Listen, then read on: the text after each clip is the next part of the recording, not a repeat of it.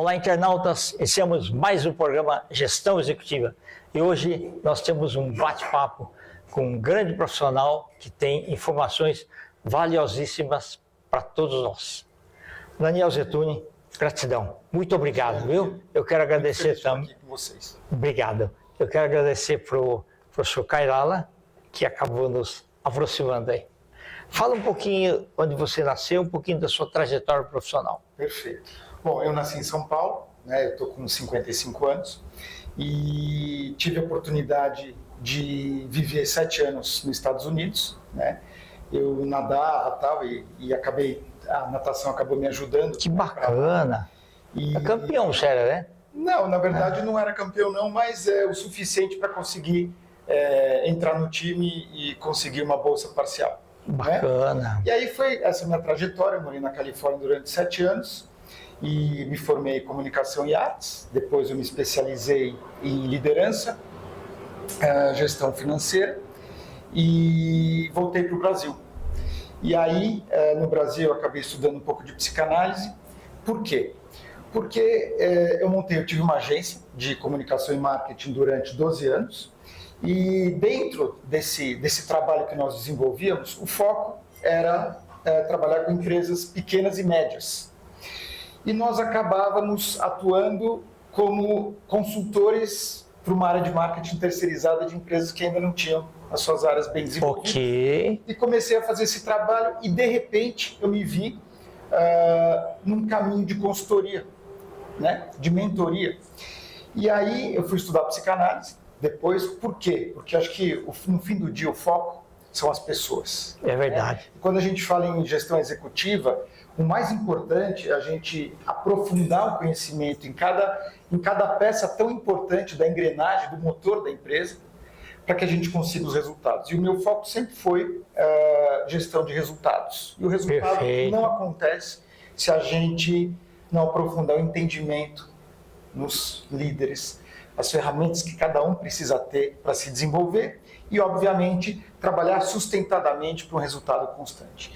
Então, o meu caminho acabou sendo esse. Depois dessa agência, eu, em 2007, acabei decidindo por uma paixão descoberta, que era ajudar as empresas, ajudar as pessoas, né, a manter seus empregos, as empresas a se desenvolverem, e passei a focar em expansão e gestão de crise.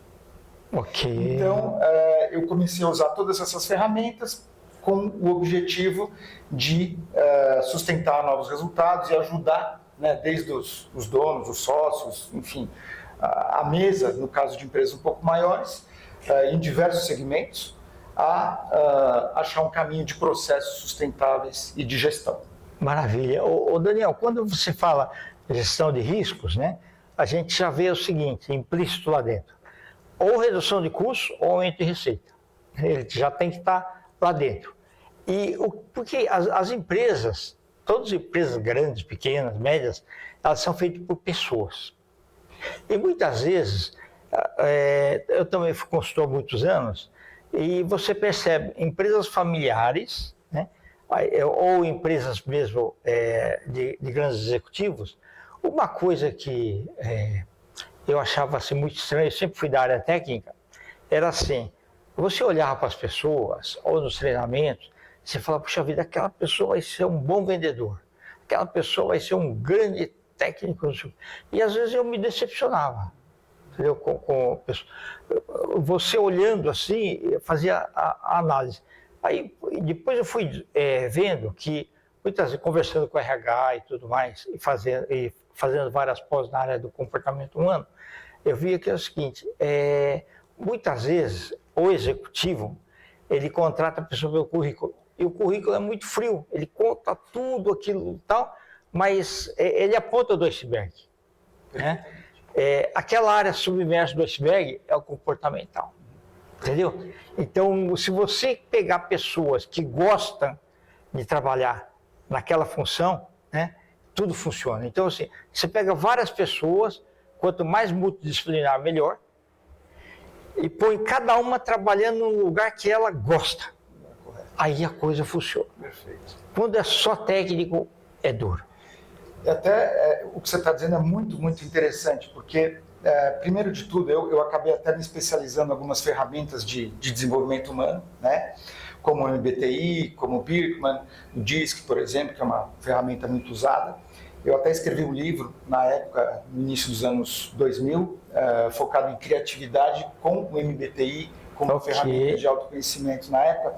Mas por quê? Justamente pelo que você está dizendo. Porque o que acontece? É muito fácil a gente julgar o competente ou o incompetente, mas muitas vezes ele está no lugar errado. E acho que o líder, é muito importante, o líder, o gestor, identificar, né, assim, o que eu não estou enxergando para que eu desenvolva esse profissional. Eu acho que o primeiro olhar é esse. Depois me volta uma série de outras questões. E se a gente olha, 80% das empresas do mundo são familiares. É verdade. Né? Então, e um dos focos que eu tenho também é a sucessão. Muitas mentorias que eu faço são focadas em sucessão. Porque muitas vezes é aquela história, poxa, eu comecei essa empresa, eu conheço o mercado, eu conheço os detalhes de cada pedacinho, de cada operação que isso aqui aconteceu, como eu vou passar isso para frente? O que vai acontecer com esse legado que eu construí? E muitas vezes nos coloca num lugar solitário. Então, o que é importante no meio de tudo isso? A gente entender que o sucessor, os sucessores, eles têm que preservar a essência do negócio, a essência desse legado, para que ele seja perene, mas não necessariamente o formato desse fundador. Então isso envolve tantas coisas, e esse trabalho até da capacitação é tão importante, porque só o sobrenome não basta. É verdade. Então é um tema tão interessante para a gente falar, quando a gente olha a gestão, são tantas variáveis interessantes, porque quando a gente olha e realmente aprofunda, eu sempre falo, uma coisa que eu vi agora há pouco, né, numa entrevista sua anterior, que eu achei maravilhosa, falar da humildade, eu sempre digo, é uma soma de humildade e firmeza, para fazermos com profundidade o que é correto pela empresa, o que é correto por esses colaboradores. E aí a gestão ela acontece, ela fica perene. Então, essa questão do desenvolvimento, né, da pessoa estar no lugar correto, ou desenvolvê-la para isso, eu acho que já é 70%. Verdade. Então, muito interessante sua ponderação aqui, porque é isso que os líderes têm que olhar. É isso que a gente tem que fazer. A gente vê historicamente, igual um grande banco que acabou fazendo fusão, né, com o maior banco que tem, você tinha lá o grande gestor que ele tinha um problema de saúde degenerativo. E o irmão que poderia substituí-lo era cineasta. Então é outra cabeça, outra coisa. Quer dizer, não cabe naquela função. Exatamente. Então a gente vê, eu já tive a oportunidade também de fazer gestão para uma grande rede de empresas que, quando estava 95 anos de empresa, caiu a ficha, graças a Deus, falando assim, olha, não dá para a empresa tocar mais, o mundo mudou. Então pegou o pessoal da família, colocou no conselho e trouxe só pessoas de profissionais de mercado. Porque aí o profissional de mercado é voltado a resultados. Então a visão é diferente do que aquele que, não, mas meu avô gostava que era desse jeito e não sei o que e tal.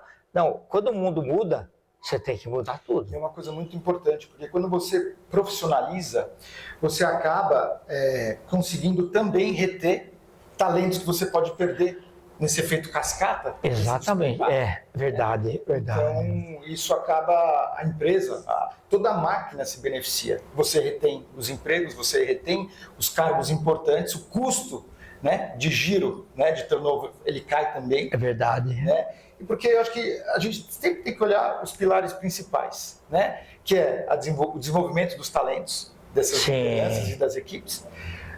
Você falou um pouquinho antes sobre a questão dos custos e das vendas, né? Sim. Eu acho que quando a gente tem esse olhar simultâneo, né, do aprofundamento dos custos e margens de produto, né, e trabalha simultaneamente na estratégia comercial de venda dos produtos com melhores margens, e você começa a inverter essa curva, o resultado aparece. Então, esses são os primeiros pilares. E aí o estratégico, que tem que entrar junto. Exatamente. Para onde eu estou indo com tudo isso? Olhando o mercado, eu sempre falo, quem é o cliente do seu cliente? É. Porque essa ponta, se você não enxergar, a tua vida útil ela começa a importar. Verdade. E fazer benchmarks também. Exatamente. Vendo as melhores práticas para ver o que você consegue. A gente não se isola. E muita gente fala, não, meu mercado é diferente. Meu mercado... Não. Nós estamos hoje cada vez mais, né, envolvidos num olhar global. Então eu não posso olhar para o meu mercado com o Brasil isoladamente. É verdade. Eu tenho que olhar a referência, eu tenho que olhar o futuro desse mercado, eu tenho que olhar onde são os mercados crescentes. Né? Então, quando a gente tem esse olhar mais sistêmico, o estratégico ele aparece e dá esse norte, né? Para a tua operação, para os teus custos, preparar para você fazer muitas vezes um shift, uma migração estrutural, né? Quando a gente fala principalmente no segmento industrial, serviços. Né? Sim. Você falou mais cedo também do sindicato, da área médica, né? Eu atendi durante muitos anos a área médica também para distribuidores e importadores de materiais cirúrgicos em diversos segmentos, e a gente tem que olhar o mercado mundial. Você Exatamente. Você olha o mercado, você olha toda a cadeia hospitalar, então é muito interessante quando a gente sempre busca um olhar um pouco mais amplo. Então é mergulhar e o olhar aéreo, né? Inclusive um dos meus hobbies, visão de águia, né? Visão de águia. Inclusive, um dos meus hobbies é mergulho desde a adolescência. Então, eu pratico mergulho recreativo há uns 40 anos, né? E o mergulho me deu e eu tenho até treinamentos que eu desenvolvo com mergulho como ferramenta de autoconhecimento, desenvolvimento, até para tirar os medos. E os medos estão conosco aí. Verdade. E eu brinco, essa analogia da respiração e o mergulho é fantástico. E se o líder, se o gestor, se o executivo, ele conseguir se sentir confortável nesse shift de posição, é maravilhoso, porque aí a gente vai diminuindo os pontos cegos. É verdade. Olha, isso daí é bacana porque as pessoas sentem na prática. Exato. Né? Estudar a teoria direito, mas realmente na prática eu sempre digo isso, os ajustes que tem que ser feitos. Eu não sou um cara de teoria, eu sou um cara de prática. Eu acho que a gente não dá muitas vezes para esperar os 100% das informações para você agir, principalmente quando você está num momento de crise. Né? Mas eu acho que essa questão de você trazer toda a teoria e praticar imediatamente para a realidade da empresa, para a realidade dessa equipe, para a realidade dessa gestão, o resultado ele vem muito rápido. Então, você falou, tem que ter efetivamente essa aproximação da teoria, do processo com o teu material. Com o teu material humano, com o teu material operacional, com a tua estrutura, né? Então, nesse caminho, se você tivesse, olha, é simples. Acaba sendo simples, porque você vai pela verdade, você vai aprofundando o que você realmente tem para você usar de manobras, né? Então, o resultado vem. Então, a gestão, para mim, é isso. Perfeito. Você mergulhou lá da Golden Gate, lá? Não, lá não. Eu fiquei um pouco assustado. Tá certo. E água é fria lá.